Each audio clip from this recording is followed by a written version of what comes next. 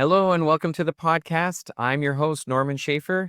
And in this episode, I'm joined by Seta, and he is with Farsight Innovations Consultancy. And they're a development-focused firm that supports tourism and businesses to grow across the Pacific. And they work behind the scenes to help communities, governments, and companies enhance visitor experiences, as well as develop sustainable plans and unlock new opportunities. So we're going to explore the work that they do and how it impacts the future of tourism in the region. Thank you for joining us. Before we dive into today's episode, I want to tell you, if you've ever dreamed of experiencing one of the incredible destinations that we talk about on the show, be sure to visit farandawayadventures.com. For over 30 years, I've helped travelers discover some of the most extraordinary destinations on Earth. If this is of interest, check out the link in the description to farandawayadventures.com, and we'd be happy to make your next trip unforgettable. Thank you very much. Farsight Consultancy, Innovations Consultancy looks after sales and marketing for Indigenous-Owned resorts in the Yasawas. Okay. For all the resorts that are owned by indigenous Fijians, we look after sales and marketing for them because of the fact that they don't have the know-how of how to load information into booking platforms, online booking travel agencies. That's where Farsight comes in. We help. So you kind of help bring the technology to some of these remote communities. Some of these remote communities as well. In Yasawa is the furthest of the island groups up the north of Fiji. And since they do not have the digital exposure, Farsight has come in to assist with this. That's incredible, because I know there's some of these really remote communities, they don't have even the infrastructure for some of these things, and having a way for them to connect with visitors to the country is an important part of the process. How did the company get started, and what's the vision for the Pacific? For Farsight, I've had the privilege of working in the tourism industry here in Fiji for 25 years. And seeing that, with my experience, seeing that I can assist with the local community and getting this to assist with getting the exposure for all these indigenous-owned resorts, I decided to start this last October to assist with bringing the level of business for Itoke-owned resorts in Fiji to come up to the level where everybody else is. Okay. At the moment. And so the Yasawa Tourism Marketing Cooperative is just one of the organizations that you work with. Yes, Yasawa Tourism Cooperative has got a list of more than 20 businesses that come under it. Currently, there are 13 that are listed at the moment.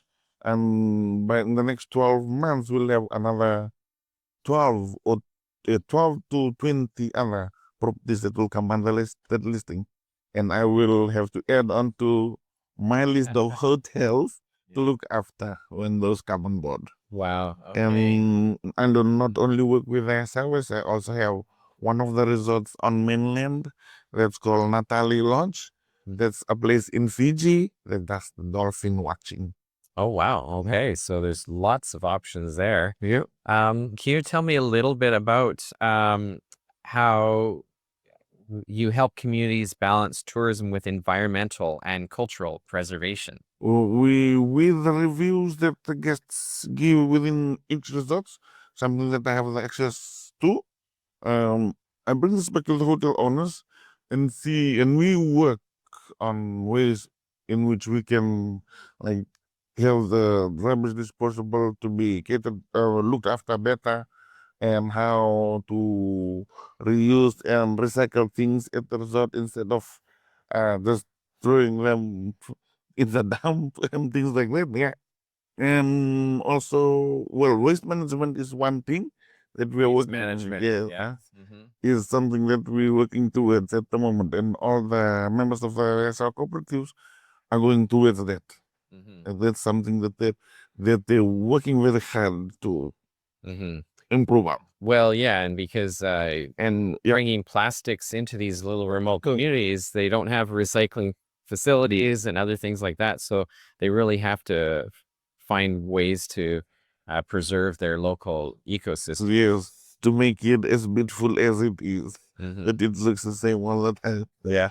And there's also another thing that all the resorts in the Yasawas, instead of having generators, they're going towards having to have 24-hour power, but so Solar 24-hour yeah, power. Okay. instead of running a humongous diesel generator, Mm-hmm. which adds into the pollution to the And are a lot of environment. the member organizations and resorts switching to these other Yes, types of energy? one of which is Coral View.